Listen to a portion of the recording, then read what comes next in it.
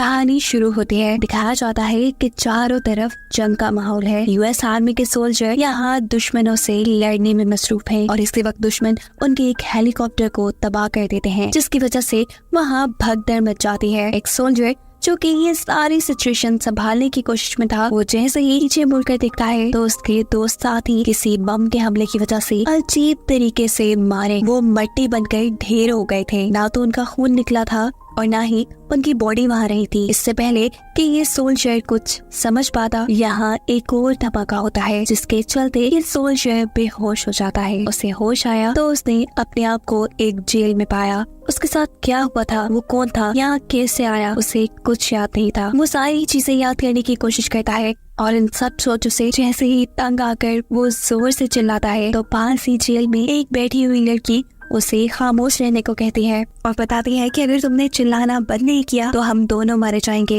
ये soldier jail की खिड़की उतारकर बाहर देखता है, वहाँ तबाही ही तबाही थी। साथ जेल में बैठी हुई लड़की इस आर्मी सोल्जर को अपना नाम नादिया बताती है और कहती है कि ये तबाही हमारी दुनिया में हमला करने वाले रोबोटिक एलियंस ने की है और अगर तुमने शोर करना बंद नहीं किया तो वो हमें ढूंढ कर यहाँ आकर हमें मार देंगे। इस जगह हमें यहाँ के लोकल गैंग ने बंदी बना कर रखा हुआ है। उनकी इन्हीं बातों के दौरान यहाँ पर गैंगस्टर्स भी आ जाते हैं। हैरानकुन तौर पर इस सोल्जर को गैंगस्टर्स की लैंग्वेज समझ आ रही थी। वो इनसे डील करने की कोशिश करता है, लेकिन ये गैंगस्टर्स तो उन्हें मारने पे ही तुले थे। ऐसे सोल्जर्स और इन गैंगस्टर्स के दरमियान में लड़ाई हो जाती है और एक गैंगस्टर से लड़ते लड़ते ये सोल्जर वहाँ बनी एक खिड़की से बाहर गिर जाता है, जबकि दूसरे गैंगस्टर्स यहाँ पर नादिया की जेल में जाकर नादिया से बदतमीजी करने की कोशिश करते हैं। लेकिन नादिया वक्त रहते ही इन गैंगस्टर्स की गन छीनकर इन दोनों को ही चकमा देते हुए जान से मार देती है और यहाँ से आजाद हो जाती है। पता चलता है कि वो एक आर्मी डॉक्टर है, इसीलिए वो इस बुरी सिचुएशन से निपट पाई। यहाँ से बाहर सोल्जर जो अभी तक गैंगस्टर से लड़ा था वो अब उसी की गन लेकर उसी को मार देता है। ये गैंगस्टर्स का लीडर था। इस सोल्जर ने गैंगस्टर्स के लीडर को मार दिया था। ये देखकर पीछे से दूसरा गैंगस्टर जब अपनी इलेक्ट्रिक डिवाइस से सोल्जर पर हमला करने की कोशिश करता है तो हैरानकुन तौर पर सोल्जर को करंट लगने के बजाय जिस आदमी के हाथ में वो डिवाइस थी उसी को करंट लगकर वो मारा जाता है। सोल्जर हैरान था, उसे समझ नहीं आई कि ये सब क्या हो गया। अचानक वो देखता है कि वहाँ भगदड़ सी मची हुई है, लोग इधर उधर भाग रहे हैं क्योंकि सामने से एलियन आ रहा था, वही रोबोटिक एलियन जिन्होंने जमीन पे हमला किया था। और ये सोल्जर पहली मर्तबा इस एलियन को देखता है। वो भी इस एलियन से बचकर एक कार के पीछे छुप जाता है, लेकिन हैरानकुन तौर पे ये एलियन उसे स्कैन करके उसे बिना नुकसान पहुंचाए यहाँ से जा चुका है। खतरा टलने के बाद फौरन सोल्जर नादिया को बचाने के लिए इस पुलिस स्टेशन वाली बिल्डिंग में आता है जहाँ पर गैंगस्टर्स ने उन्हें बंदी बना के रखा था। वो देखता है कि नादिया ने अपने आप को आजाद करवा लिया है। नादिया यहाँ उससे उसका नाम पूछती है, लेकिन सोल्जर को तो कुछ याद नहीं। नादिया अब उसकी यूनिफॉर्म पे उसका नाम देखने की कोशिश करती है, जो नाम आधा फट चुका था। वहाँ सिर्फ 2 ही लफ्ज लिखे थे, बो। नादिया कहती है आज से तुम्हारा नाम बो है। ये सोल्जर अब नादिया से कहता है कि हम लोग अमेरिकन बेस चलेंगे, लेकिन नादिया कहती है वहाँ जाने का कोई फायदा नहीं, अब तक तो वहाँ सब तबाह हो गया होगा। लेकिन जब ये सोल्जर वहाँ जाने की जिद करता है तो ना चाहते हुए भी नादिया को उसका साथ देना पड़ता है। ये लोग यहाँ खड़ी एक कार का इस्तेमाल करते हुए आगे बढ़ते हैं, लेकिन रास्ते में ही कोई उनके ऊपर हमला कर देता है। उनकी कार का एक्सीडेंट होकर वो एक तरफ गिर जाती है। पता चलता है कि हमला करने वाले कीनिया के सोल्जर्स थे जो बो को देखकर उसे मारना चाहते थे, क्योंकि वो एक यूएस मिलिट्री का सोल्जर था और कीनिया को लगता था कि इस दुनिया में ड्रोन्स के आने की वजह सिर्फ यूएस मिलिट्री ही है, क्योंकि उनकी ही हजारों सैटेलाइट्स आसमान में हैं। उनके ही ड्रोन्स और यूएस मिलिट्री बेस पे लगाए हुए बहुत सारे एंटीनास इन सारी चीजों को कंट्रोल कर रहे हैं, जबकि बाकी पूरी दुनिया का हर तरह का कनेक्शन कट गया है। इससे पहले कि कीनिया के सोल्जर उन्हें मार देते, या जो कीनिया का सोल्जर यूएस सोल्जर के करीब खड़ा था वो उसे अपने काबू में कर लेता है। वो उसी के हाथ में पकड़ी हुई गन का कंट्रोल अपने पास लेते हुए उसके 2 साथियों को मारकर उसको बंदी बना लेता है। अब वो इन्हीं सोल्जर्स की गाड़ी लेते हुए आगे बढ़ते हैं। काफी दूर आने पे ये लोग देखते हैं कि रास्ते में बिजली की तारें बिछाई गई थी जो इन एलियन रोबोट्स के लिए फेंस का काम कर रही थी, ताकि एलियन रोबोट्स आगे ना आ पाए। ये लोग यहाँ से दूसरा रास्ता भी ले सकते थे, लेकिन तभी उन्हें फील होता है कि एक रोबोट उनके पीछे है और ऐसे अपनी जान बचाने के लिए इन्हें यही से गुजरना पड़ता है। कुछ ही दूर जाने पे इनकी गाड़ी खराब हो जाती है और इन्हें पता चलता है कि वो रोबोट अभी तक इनका पीछा कर रहा है। ये दोनों छुप जाते हैं और उस रोबोट के सामने आ जाते हैं एक आदमी और उसकी बेटी। वो रोबोट भी दर्दी से उस आदमी को मार देता है, जो देखकर इन दोनों को दुख हुआ। इससे पहले कि वो रोबोट उस बच्ची को भी मार देता, नादिया यहाँ पर गन चलाकर रोबोट का ध्यान अपनी तरफ कर लेती है। ये रोबोट इन दोनों को स्कैन करता है, लेकिन हैरानकुन तौर पे इन दोनों पे फिर भी हमला नहीं करता और पीछे मुड़कर वापस उस बच्ची को मार देता है। ये दोनों समझ नहीं पा रहे थे कि रोबोट ने इन दोनों को क्यों छोड़ दिया। इनके लोग अब पैदल ही आगे बढ़ते हैं और कुछ ही दूर जाने पे उन्हें किसी की आवाज आती है। जैसे ही ये लोग आवाज का पीछा करते हैं तो पता चलता है कि ये आवाज एक रेडियो से आ रही थी और अब यहाँ से अचानक कुछ लोग निकलकर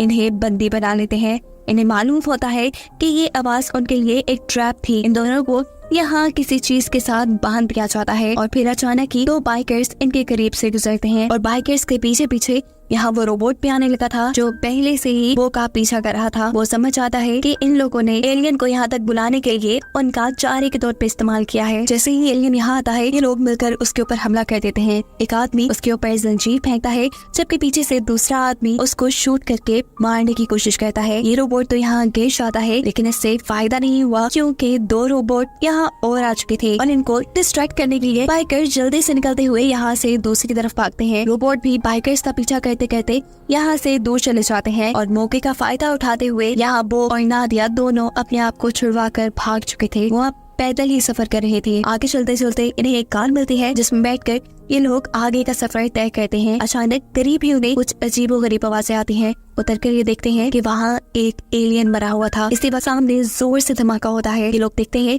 कि काफी सारे एलियंस इन्हीं की तरफ बढ़ रहे थे। अपनी जान बचाने के लिए ये जल्दी से वापस कार में बैठते हैं और आगे की तरफ भाग जाते हैं।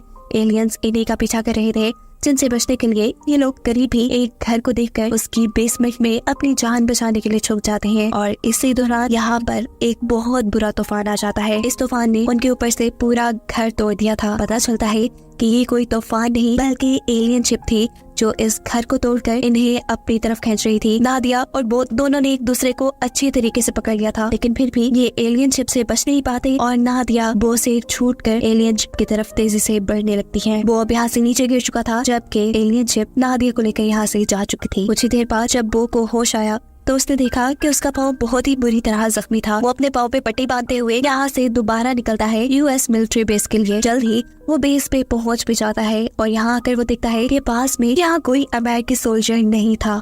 चलते चलते वो अब करीबी एक शहर में आ चुका था जहाँ वो कुछ ऐसे लोगों से मिलता है जो इन एलियन रोबोट्स को मारने के लिए हथियार बना रहे थे और इन्हीं हथियारों के जरिए वो इन रोबोट से लड़ रहे थे। रोबोट्स इतने ताकतवर थे कि उनको इंसानों का सामना करने के लिए किसी हथियार की जरूरत नहीं थी। इसी जंग के दौरान एक रोबोट की नजर पड़ जाती है बो के ऊपर। वो इससे डरकर एक जगह पे छुप जाता है। रोबोट उसके पास आता है, उसे स्कैन करता है और एक और मर्तबा ये रोबोट भी बिना उसे कोई नुकसान पहुंचाए यहाँ से जा चुका था। इस रोबोट को ऐसे अपने ऊपर चढ़ा देकर यहाँ की सारी चीजें देखते हुए बो को बहुत कुछ याद आने लगा था।